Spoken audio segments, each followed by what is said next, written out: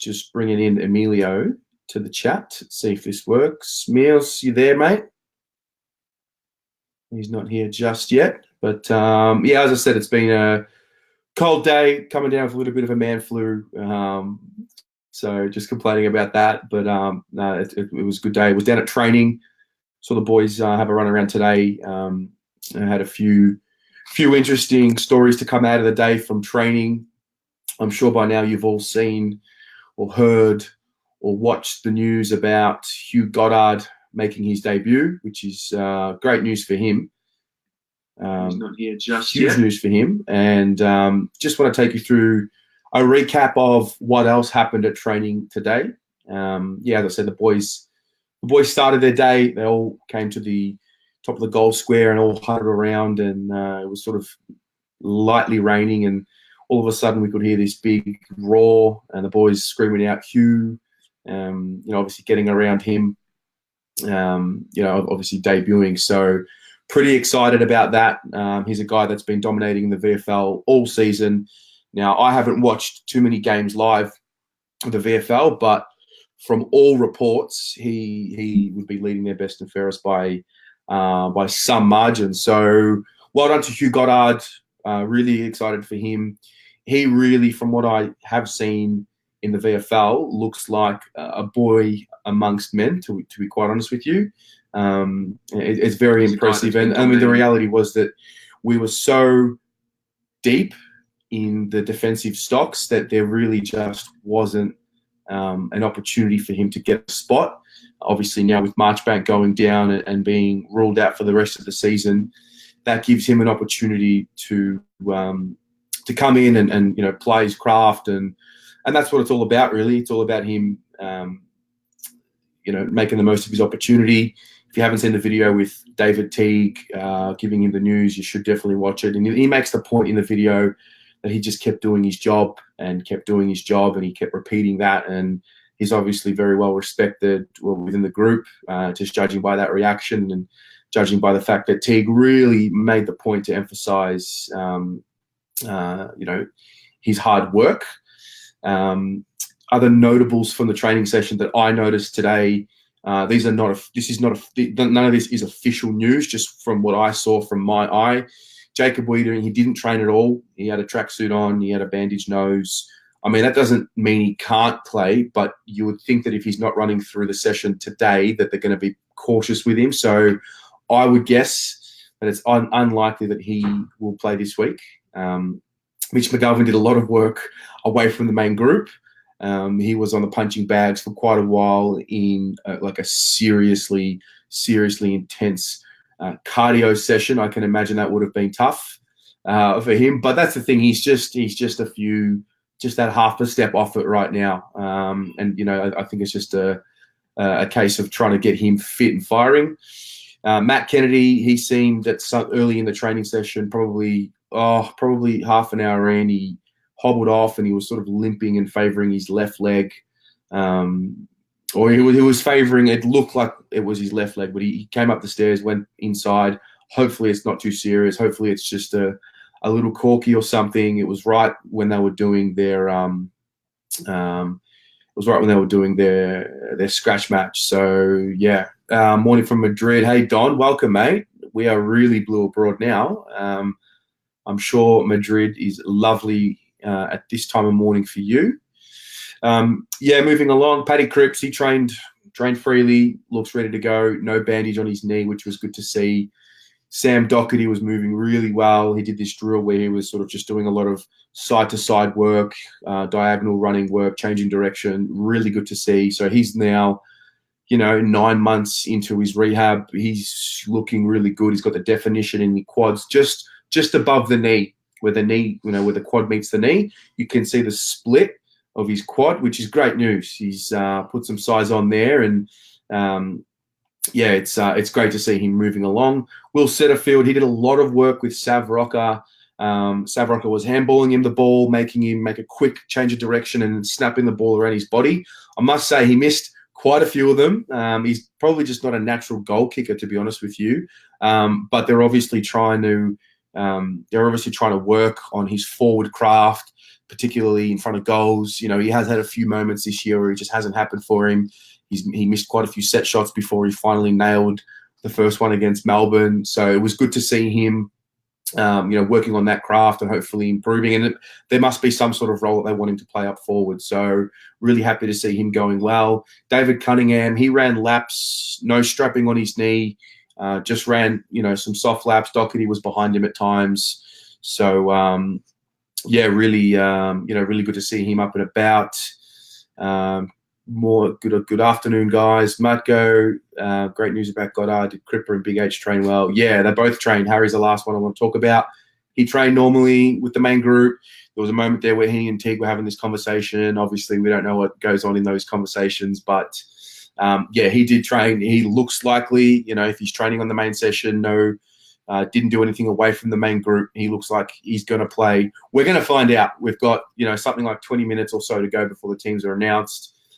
Just want to go through some themes, some issues, give you guys a chance to ask some questions. If anyone would like to come on, please don't be shy. Please be my guest. Here's the link. Feel free to jump in.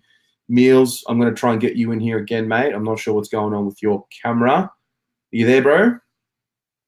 No, he's not here at the moment. A few technical difficulties.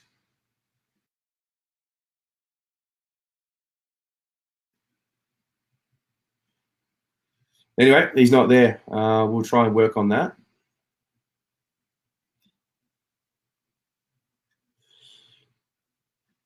Joe, Goddard must be on cloud nine. Yeah, he was super excited. Super excited. Looked good. Looked like he trained pretty well. And we know what he provides. He's a swooping left kick. He looks like like I said, a man amongst men in the VFL level. So if he can translate that at the AFL level, he's going to be a really handy addition for us. Norm, hello, Norm. Love your work, Terry. Love your work too, Norm. Thank you very much. Damien, if Weeders is out and Harry is in, maybe Gov goes back. Maybe, I'm not sure. Gov might miss. I don't know. There's a good conversation to have there. We'll bring in Dan. Emilio, I'm not sure what's going on, mate, but it's just not working for you at the moment. Try and log back in there. Click the link again. Let's see if we can get Dan in there.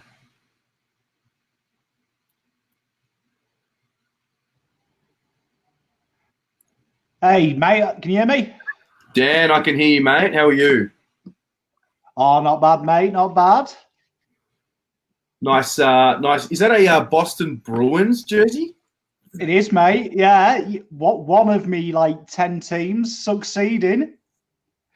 As the days go on, mate, I'll keep finding out more and more about your sporting product. Mate, I am a sports nut, so just literally any sport I love. Yeah. No, love it, mate. Love it. The question here, Raphael. Hey, Tal, good comments today. Enjoyed talking to you. Likewise, Raphael, great to chat with you. Jeffrey's online as well. Afternoon from WA, not quite Madrid. Get to see Don on here. Great to see Don on here. Absolutely, mate. Joe, welcome to you. Great news about Liam, 3-year deal. Yeah, huge news. Dan, what did you make of the news about Liam Jones? Yeah, massive. I mean, you want these players out of contract locked up ASAP. So it's good that we're starting to cement that group together now. Mm-hmm. Yeah, absolutely. And what do you think is going to be the changes? And we're looking at about 10, 15 minutes. They should be announced. What do you think will be the changes for us? Well, I think you're going to see Cripper and Big H come in. I'd imagine Goddard's definitely in for one of the backmen, so I'd imagine you can take that as Wheatering's out. I'd like to see Harry come in for McGovern. Yep. And Cripper in for Lang. Yep. Had a good conversation today with Stephen Reitman. Hello, mate. Good to see you. Literally was just about to talk about you. Had a good chat with Stephen. He was at training today. And this is the dichotomy of Mitch McGovern. You put him out you put him out of the side, and he gets sort of one level less of fitness. You keep him in. That's his problem. He's not fit. He doesn't have his touch. His timing's out. I don't know if it's confidence. I don't know if it's fitness. It must be tough being a selector at the club because obviously you know that at any moment he can pop off and kick you 3 in a row. But you know, to be at one point. It's a tough one, Mitch McGovern, because like for me, he never set the world alight at Adelaide. He had his moments, but the delivery he used to have, Dangerfield, Sloan, he had some stars delivering the ball. So I mean, but if you look at the AFL says he's the 22nd best key forward in the comp. Yeah. According to the AFL. Yeah. Wow, that's interesting. Got another guest here. Kano, how are you, mate? Good, how are you? Good, champion. What's going on? Not too bad, actually. That's all right, mate. What do you think's going to happen at the selection table in 10 minutes, 15 minutes? Actually, how bad did you think the Kennedy was? Do you think he'll come up? It didn't look bad. The fact that he left training early, went upstairs, went in the rooms, and didn't come back, it's just something to think about. I don't know how bad it is. It could just be a little corky. It could be a little rolled ankle. I don't know. But, yeah, we were looking over and just sort of noticing him slightly limping on the leg. Again, I don't know what it was. I don't know if it was just a little twing. We don't know. But the fact is, all I do know that I can definitely confirm is that he definitely left training early. And so that's never a good sign, particularly when you've got a guy like him who, we want him to be in the team. He's trying to get better every week. So, yeah, it's just something to look out for. And even with Wiedering, he didn't train at all. He wasn't even suited up. So I'm just guessing he probably won't play. He might be able to play. It might just be, a little broken nose that you can just come back from. I know that in the NBA, LeBron James, Kyrie Irving, they just put on the face masks. But I don't know if you can do that with footy because we have, it's a lot more likely you're going to knock your head playing footy than what you are basketball, in a sense. So it's interesting, mate. Let me get through a few comments right now. I'll give you guys a chance to respond. James Williamson, will Liam Jones ever be consistent? He seems to be either look like the best defender in the AFL or the worst player in the competition when he's not firing. Yeah, that's probably the gap. Thanks, James. James is a really, really long-time fan of the Blue Abroad podcast, Collingwood supporter, but family member of mine. Liam Jones, mate, he's turned his career around. Talking about a guy who was done and dusted, and now he's just earned himself a 3-year deal. How old is he now? I believe he's 28 or 29. Yeah, he'll be just turning 31 when this contract ends. That is a huge, achievement for him. So, what do you guys think about Liam Jones? What do you think about the deal? Was it too long? Was it right on? I think it's there or thereabouts, isn't it? I mean, he's peak age for a key position player. So 28, 29, 30, you usually see the best. I mean, there's a comment here from James Williamson, another your Collingwood mate. Agree with him. Dylan Grimes was very similar to Liam Jones, inconsistent. So if he can get his middle games up, we're seeing that with Wiedering at the moment. Wiedering's having 5, 6 out of 10s at worst. Mm-hmm. The problem with Liam Jones is he's either a 1 out of 10 or a 10 out of 10. Yeah. No, that's a good point. And what do you think about the deal, mate? Did you like it?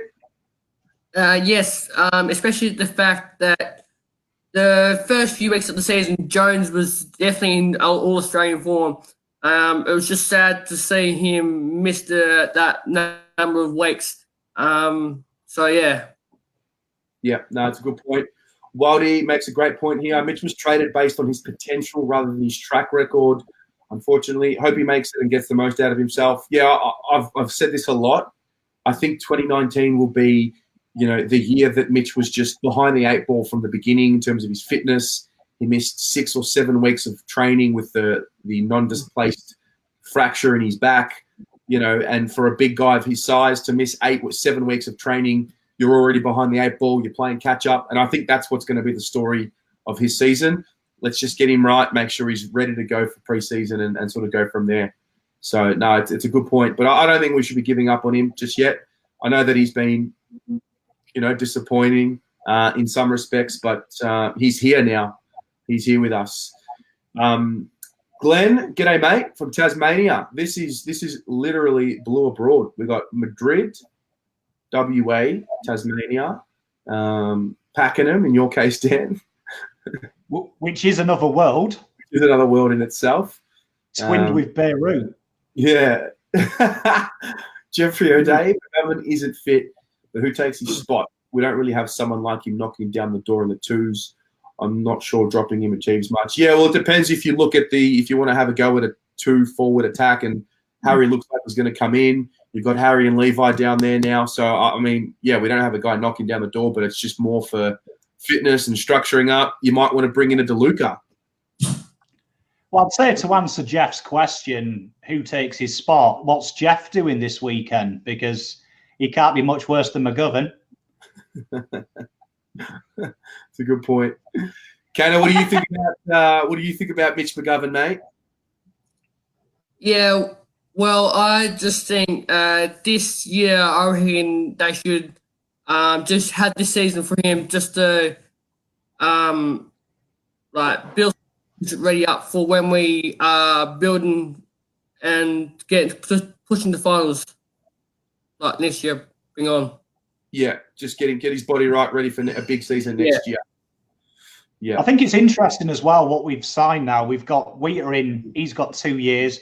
Jones, Cruiser signed yesterday. McKay and Kerno last year. So you've really got that spine cemented for 2 and 3 years. It's a fantastic bit of business by Carlton. Yep. Just confirming here, James, good little bit of trivia. He was referring to Dylan Grimes wearing the mask like LeBron. Did he really? Yeah, you got a point there. Good shout. Great call. I didn't know that. Yeah, now that I think of it, he did too. Yeah, he went all Zorro, didn't he? Yeah, I mean, for a guy like Weeders, he's an intercept guy. I don't know. It doesn't strike me as the guy that will play with a broken nose, to be honest with you. I'm not really sure. But we'll see. We'll see. Alex Thompson, who's the next to sign? Good question. Who would you guys sign next? Dan? Cripper on a lifetime contract. Lifetime contract, free food, free house, whatever you like. Yeah, anything he wants. Mm-hmm. No, I'd sign Cornelia. Love that. Kano, what about you, mate? Who would you sign up next from Carlton? It would be out of Jack Silvani, Kennedy, just to see what he can improve next year and the years after. Mm-hmm. And even it's got to extend Walsh's contract for sure. Sorry, what was that? Sammy Walsh got to extend his contract for sure. Yeah. Well, I think Port Adelaide extended their young boys this year, which is great for them. Great for them. Joe, how interesting is this coach situation? Who do you guys believe will coach Carlton? Good question. I tell you what, these comments by Judd, which I just don't think they were that bad. But then Sellers comes out last night and he's added the fuel to the fire and he's sort of reignited everything again. I don't know. I mean, I love Sellers just because he'll tell you how it is, no matter what, and he always loves Carlton, and you can never doubt that. But I just don't think there's anything for us to be worried about. It's round 17. We've got 5-6 weeks left of the season. There's finals. There's coaches who will be coaching in finals that might be available. So let's just wait. I think the industry that we're in, it's really all about the moment, and we get caught up in the moment. And we probably just don't have anything else to talk about right now, so we get a little sucked in. But if I had to guess, I don't know anything, but if I had to guess, I'm guessing it's going to be Michael Voss with Paul Roos next to him as a sounding board coaching director. Kano, what do you think, mate? Yeah, I agree with you. You think Voss and Roos? Yeah, or we could go with because McClure suggested on on 360 last night about Ratton. Yeah. No, but I want to know who you want, mate. Don't worry about salaries. I want to know who Kano wants. I want either Ratton or Tiggy to stay as the coach. If you had to pick one, who would coach next year? Probably Tiggy. Tiggy? Just because of what he's done for the last 4 weeks. Yep. He's got them freely, and I just think it makes him shine. All the players shine.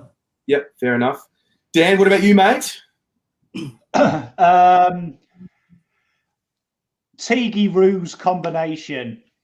Okay. I'm going to have to – sorry, I'm interrupting. The teams have been named. Oh, wow. So here they are. We've got Marchbank's out, Wiedering's out, McGovern is out, and in comes Harry Mackay, Paddy Cripps, and Hugh Goddard. There they are right there. So somebody can maybe write them down in the comments below. Out is Marchbank. It was exactly as we said. Pardon? It was exactly as we said. It was exactly as we said. So well done. Well done to Hugh Goddard, makes his debut. No real surprises in there. The issues that, obviously first come out of it, because there was a little bit of talk about Paddy Dow, drop him down to the twos. He obviously gets another crack at it. What's your initial reaction on that, Dan? I know you're a DeLuca fan. I am a massive DeLuca fan too. But what do you think about it?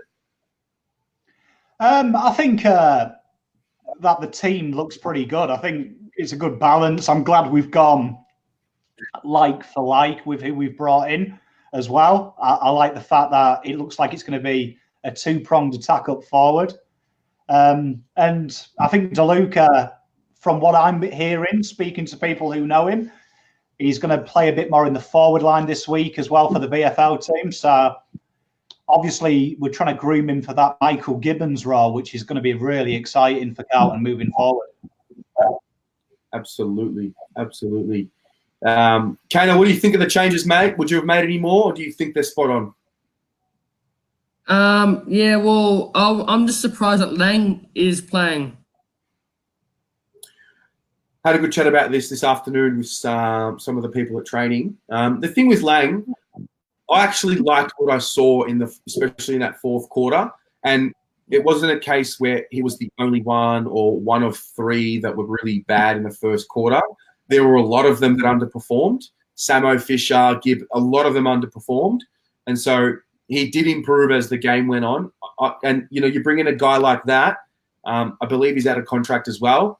I'm okay with him having another crack, but we're away, Sydney, experienced team. This is last opportunity. He's got to play well this week. And he keeps his spot. It's a really simple formula. Opportunity's right there for him. I don't mind it. I'm not outraged by it. I don't like guys coming in and out week, 1 week in, 1 week out. And I think Lang's the kind of guy that needs some continuity. But that's just me. That's just my opinion. I can empathise with the other side of it, where he doesn't perform and he's wasting space. I get it. I get what the frustration is, but I'm okay with him staying. Dan, what do you think? DeLuca annoys me because I was super rapt when we got him from Geelong. He was a class apart. When they had that injuries, if people remember that last year, he really stepped up, and Geelong tried everything to keep him. It was only the Gary Ablett incoming that made him leave because he wanted first-team football.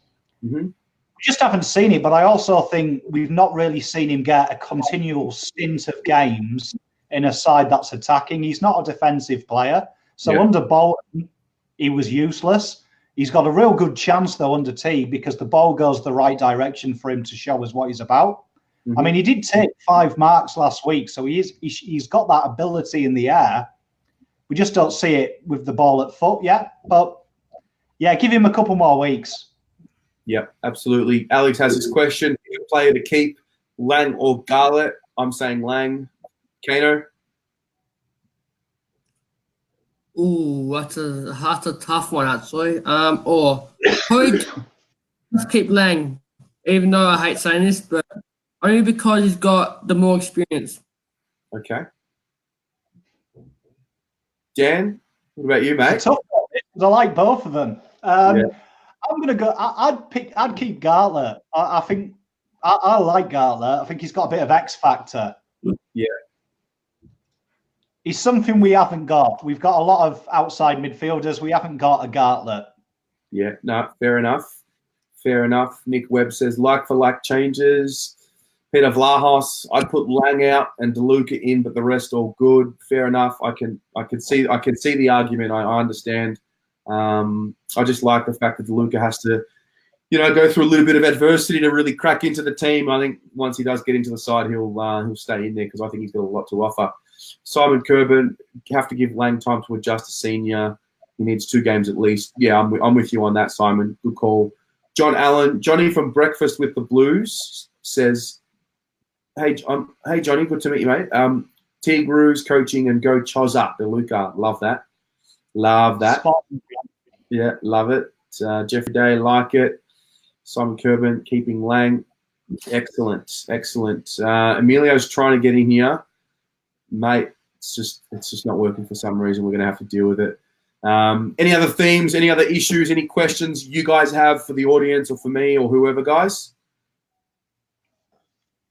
Yes. Go for it, Kano. When for the Simo and Thomas retirement and all that, when Simo plays his last year, would there be a possibility, do you reckon we should play him in the forward line just to keep him playing a little bit longer?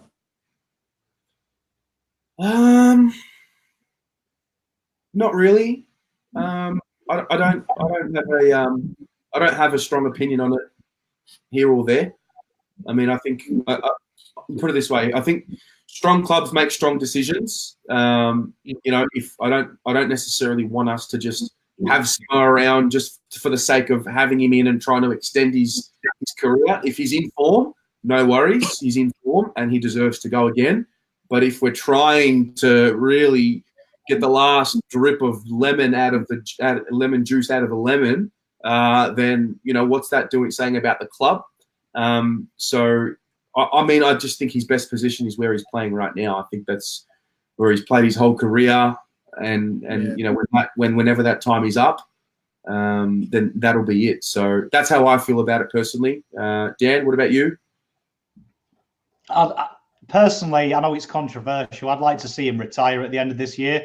I think this year, you look at his stats, they are going downhill rapidly.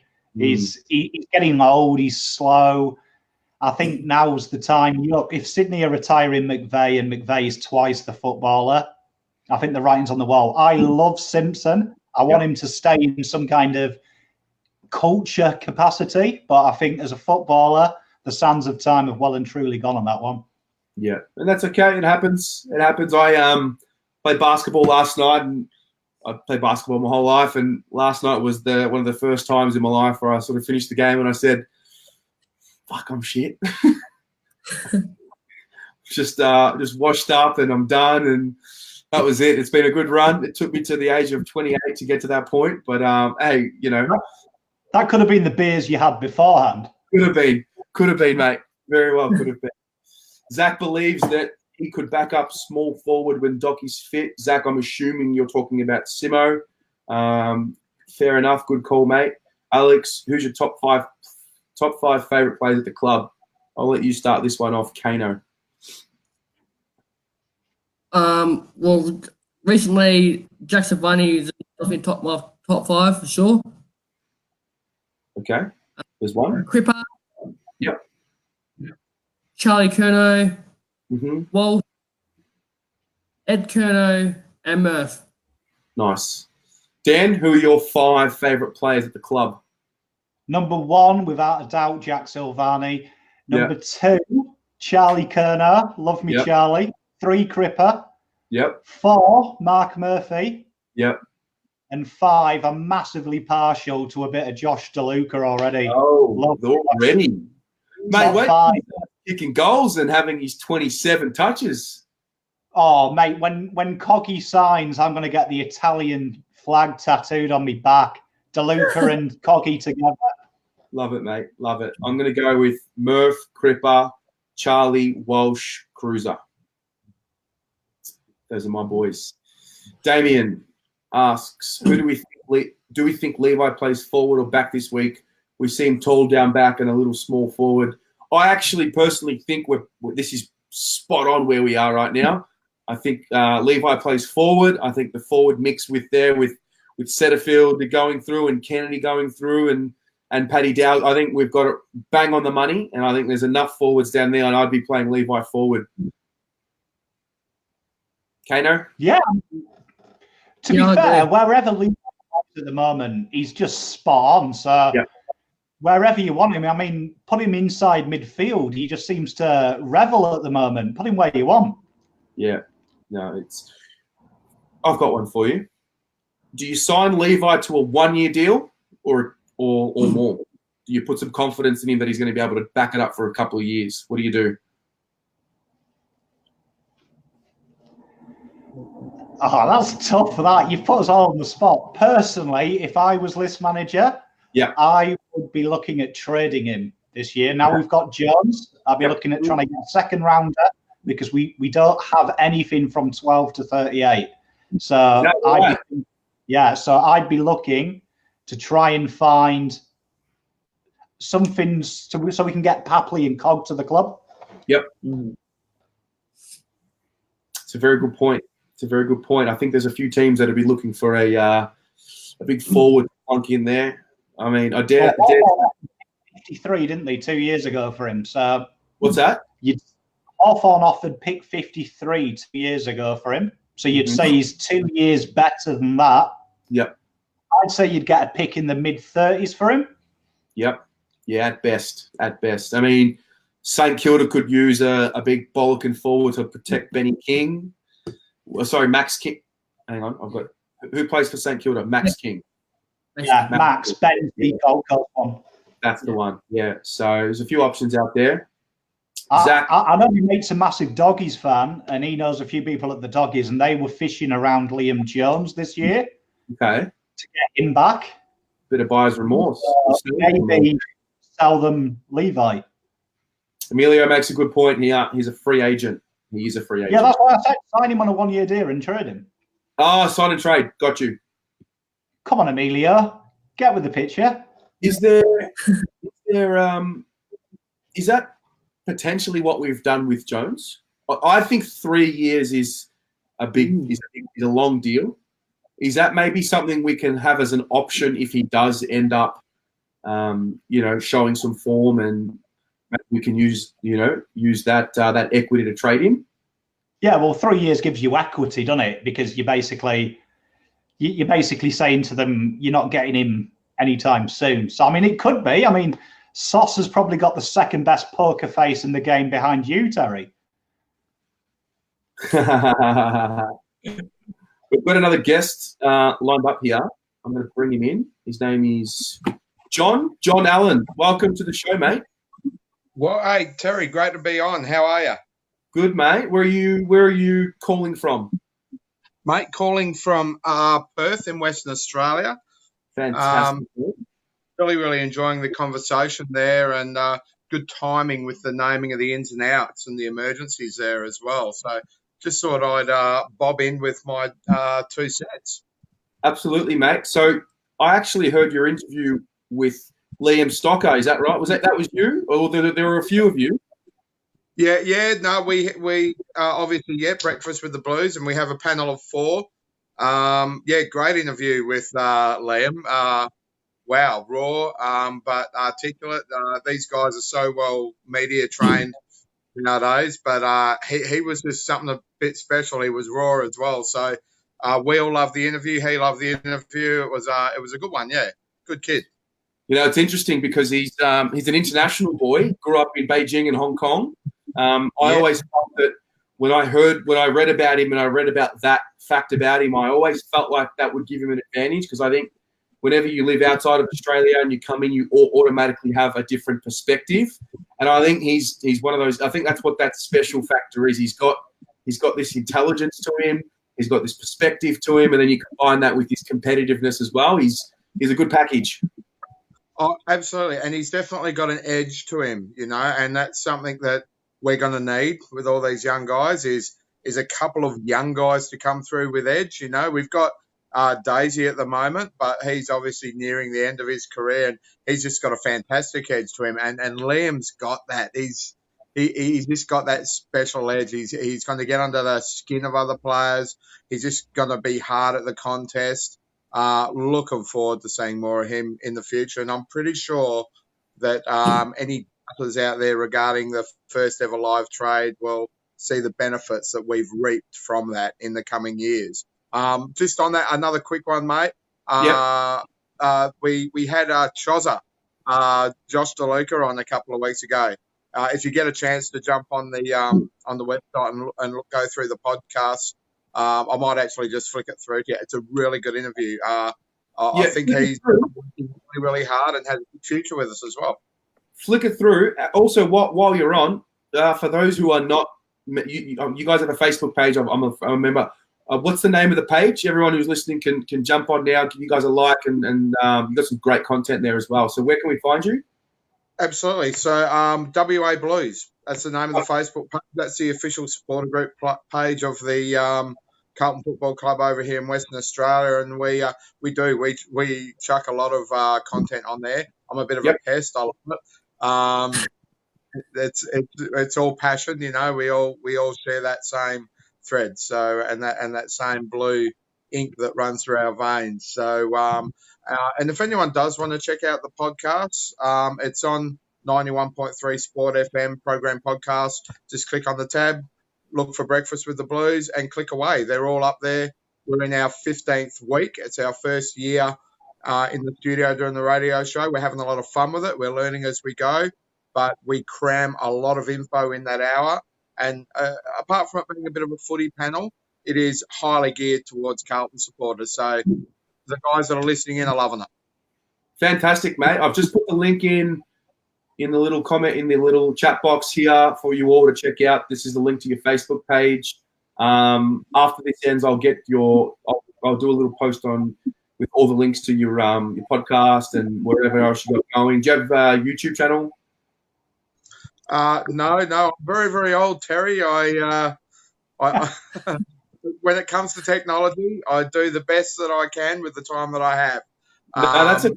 That's okay.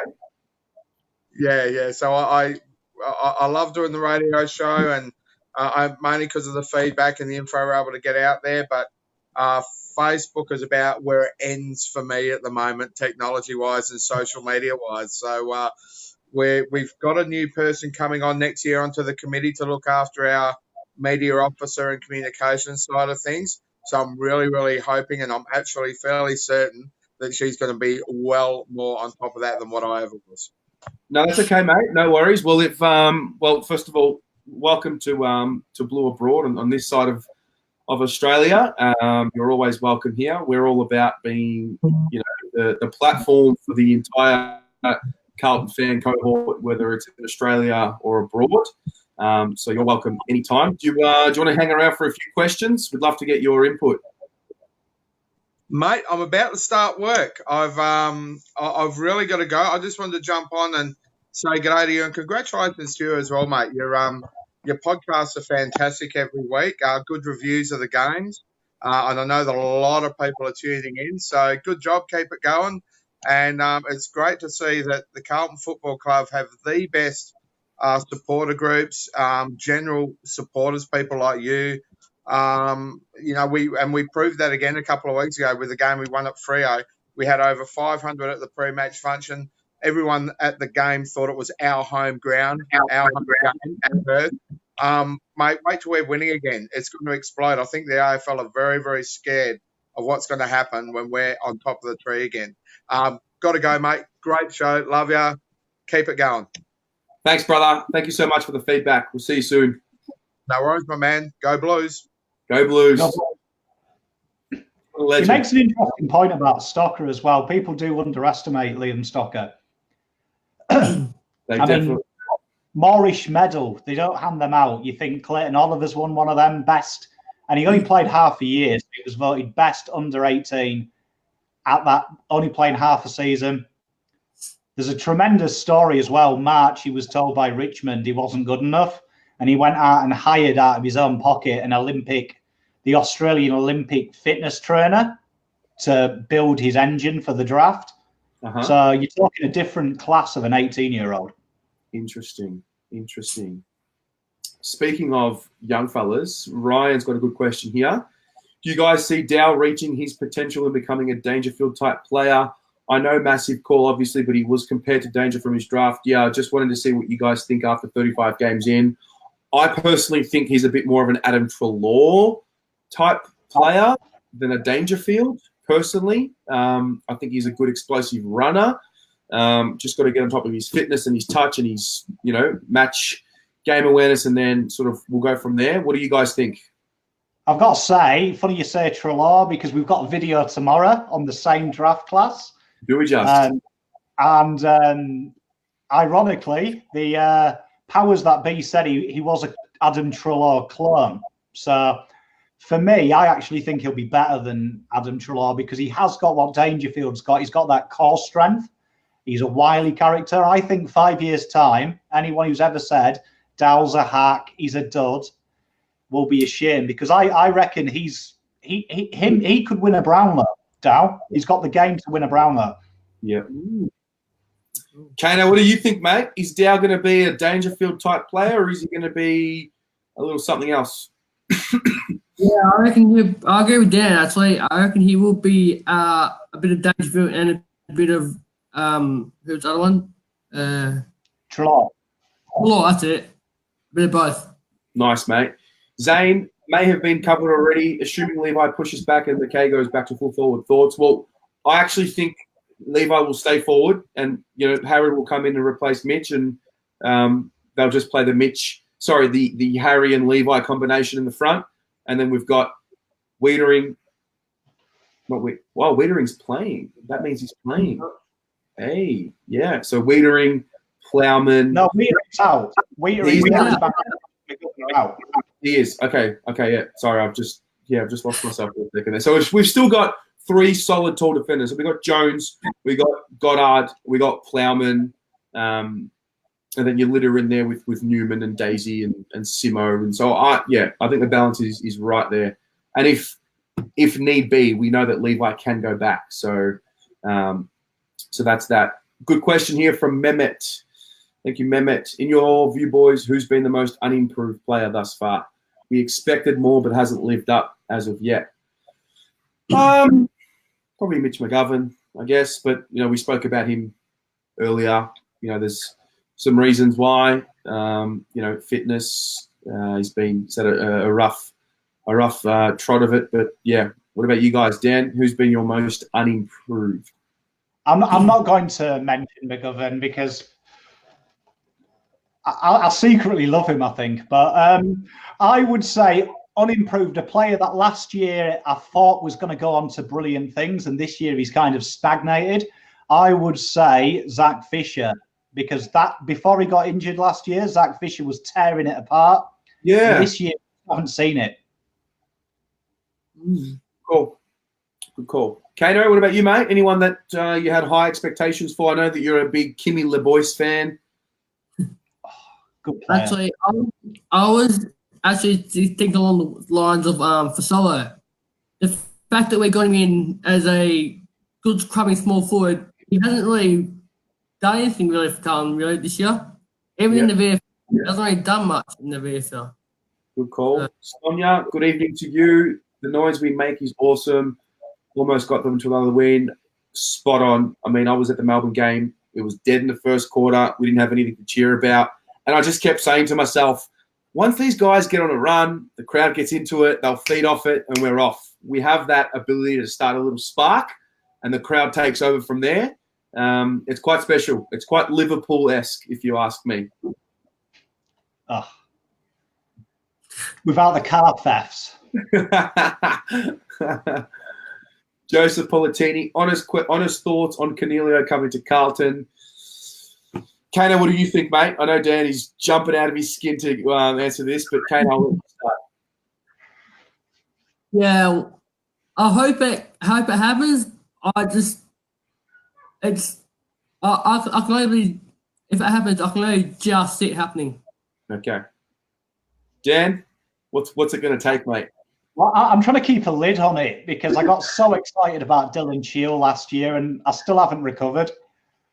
But I reckon it will happen. I think you heard it here first. Lock it in. Cornelio Carlton 2020. Love it. Putting the neck on the line, mate. I'll stick it out there a lot. So. Yeah. Right. You might as well. Yeah, Kano, what's up, mate? But Dan, actually, on that, for Cornelio, do we trade him or do we give him for free? Well, I think the way that you've got to do it is he's a restricted, so GWS have the opportunity to match whatever we offer. So if that happens, we'd have to trade. So I mean, you've got two options. They reckon 1.4 is the max GWS can go to. Do we go crazy and offer 1.6, break the bank? But then we're going to have to get rid of people off our salary cap. I reckon we'll probably, if I was Sauce, I'd ring them up and say, look, we'll come up with a trade. We don't want to, we can offer 1.6 and you can't. So I'd play hardball with them and I'd offer them this year's first and next year's second and say, but we will offer so you get something in return. Otherwise, we're going to go 1.6. But that's the POM in me. That's the POM in you. Yeah, trying to rip them off. Well, it's very hard when we come out publicly and say we've got money, we want a small forward, we want a big midfielder, 24 to 28 years old. Emilio likes to call it not doing good business, and it's a pretty good point. Don't just go out there and blab about what you've got available because your player managers are listening to those comments and they're saying, oh, hang on a sec, Carlton have got money, we'll just bump up the price a little bit here because they're willing to spend. Well, I think back to Sonia's point as well. If you were Stephen Cornelio, would you want to play to 7 people in Sydney or have all that 50,000 fans cheering your name? Like, to me, it's a no-brainer. Like, if Cornelio doesn't want to come to here, he's not really Italian. That's a good point. Another good question here from Albert. What's going on in the first quarters? I have a little bit of a theory. And again, had a good chat with long-time listener, Stephen Reitman, great guy, great Carlton brain. He was talking about Teague's. The thing about Bolton was that he wasn't a game day coach with tactics to change up, whereas Teague likes to see what's happening and then counter. I think the first quarters, I think it's a result of Teague being a bit reactive. He likes to get a feel for the game and then make an adjustment from there. Whereas Bolton used to have this game plan, it would come out, we'd have our barrage of scoring, we'd get found out, and then there wouldn't be the next adjustment. That's what if I had to guess without knowing anything about anything, I would guess it's because Teague's a bit more of a reactive guy. He knows what it's like to play. He likes to see, what's out there first and then react. What do you think, Dan? 100%. I think Bolton used to set his teams up, and traditionally we were quite hard to break down in the first quarter. Mm-hmm. I think it's an inexperience from Teague, and I do see every week something changes. So the first week against Brisbane, we came out way too hot. There was no regard for a backline. The second week against the Doggies, we were very slow with the ball movement. You can see it changing week in. He's just trying to find that happy medium. It's like, do you remember the old analog TVs and you used to have to fiddle with the dial? I think that's what he's trying to do. I think eventually once he gets it sorted, he'll be fine. But like you say, best reactive coach I've seen for a while. Yep. Kana, what do you think it is, mate? Why do we start the way that we do? I think it's just like what you were saying before. I think it's because T and maybe it's not just T. Maybe it's just because the players just want to get a feel for the game and know where the other team is at, and then they adjust, and then they just bring the game on, and yeah. No, fair enough, mate. Fair enough. Andrew Nuggy. POM, Australia or England tonight? Sorry, I think, Andrew, you asked that earlier. Who are you following tonight, Dan? Oh, mate, come on. It's got to be for Queen and country, hasn't it? Go on, England. Well, Dan, it's been. I think what are we? We're about. Yeah, look, it's been nice knowing you, mate. I'll chat to you tomorrow. Go fuck yourself.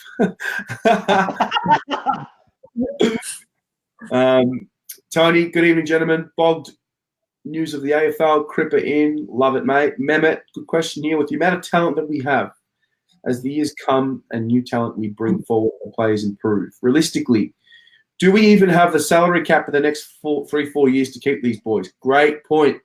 If you go out and spend 1.4 million on Canelio, for example, next year, Cripps is out of contract end of next year. You've got to pay him somewhere in the same vicinity as what you pay Canelio. That's the argument against going and overpaying to bring in Canelio. What do you think, Dan? Nah, because look at GWS. So when you've got the talent, you can trade that for first round picks and you're getting young talent in. So as long as you've got the scouting network, look at GWS. They lost Shield last year, who's a walk-up start for every side. They went out, they got Haitley, who's been brilliant. Like, they've got lots of players knocking on that door. So as long as we get the scouting right, I can't see that being a problem. Like, because we'll be able to, every team can keep 3 superstars. So you'd say our 3 superstars would be McKay, Cripper, and Canelio. But you'd say by the time Walsh is up for contract, Canelio's 30, he's not going to be asking for huge sums of money. I think it's doable. Okay.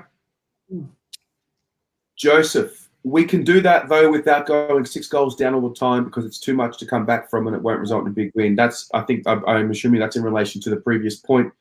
That's a good one there. But it's not very interesting to watch, is it? Yeah, it's not. It's not at all. Sonia, what do you guys think about Judd's training wheels comment? I thought it was disrespectful to Teague. I didn't like it. Yeah, Sonia, I'm a little bit on the other end. I just think it was a comment. I mean, it doesn't matter, in my opinion. It's just a comment he made. Even if he said Teague's ruled out, Teague's not ruled out. I think it's one of those situations. It's very much like with Bolton. They said he won't be sacked, and then the drums came and he had to be sacked. So even if, like I said, even if Juddy said, sorry, we can't have David Teague, and he goes on and wins every game for the rest of the season, they've got to have a look at him. So I just think we got caught up a little bit in the headline. Like I say, we are emotional supporters. We're sensitive. Our club means a lot to us. We all support in different ways. We barrack in different ways. And I just think, I think Salah's coming out and getting all passionate and getting all, the way he did, calling it disgusting. I think that didn't help. But for me, it was just a little throwaway comment. He basically repeated what they said 4 weeks ago when they got Teague in, and that was, we want an experienced coach. I think now that Teague's won or played, coached 4 games, and 2 of them we've lost by less than a kick, and 2 of them we've won, I think people are starting to think, oh, maybe we should answer that differently. But that's just me. Dan, what do you think? I took it more as a dig at Bolton. I did. I didn't think it was a dig at Teague. Yeah. Because to me, I think you could see Bolton needed a lot of work, where Teague has got that reactiveness that all good coaches have. Like, how many times do we watch a game and Bolton would refuse to tag someone? Bolton would refuse to make a move. He'd keep the same 22 in the same positions for 4 quarters. For me, I think Teague is showing he's got the skills. He just needs to fine-tune it. So to me, I didn't take it as a dig. I reckon Teague, if they're honest, though, is second choice. I reckon if you asked the CEO, Kane Liddell, they'd want Clarkson. They'd want the best, and they'll go down. Yep. And I think if we're honest, Clarkson should be all of our number 1 choices. You want the best person to coach your team. Kano, what do you think, mate? What did you think of Juddy's comments? I wouldn't read too much into it, as if when he was saying about Teague not getting the job, because I just think he will get the job. Love it, Kano. Kano with the exclusive, mate. I'm loving it. All right. Two big exclusives tonight. All right, guys. That'll do us. I'll tell you what. An hour goes by really quickly on these things. It's good fun. Thanks everyone for tuning in. Looking forward to the game. Just before we go, Dan and I are going to be filming some videos tomorrow. If you would like any specific videos done, if you want a comparison, if you want to look at someone's development, whatever type of thing you like, where you'd want us to have a look at the stats and use the TPI or look at whatever, please send us a message on the page, and we'll get to it. We love new ideas. We love reading through comments, and the comments always spark an idea of a video. So please get in touch with us. And let's do this, guys. Go the Mighty Blue Boys. Thanks, Kano, and thank you, Dan. Cheers. Cheers, guys. Talk to you later.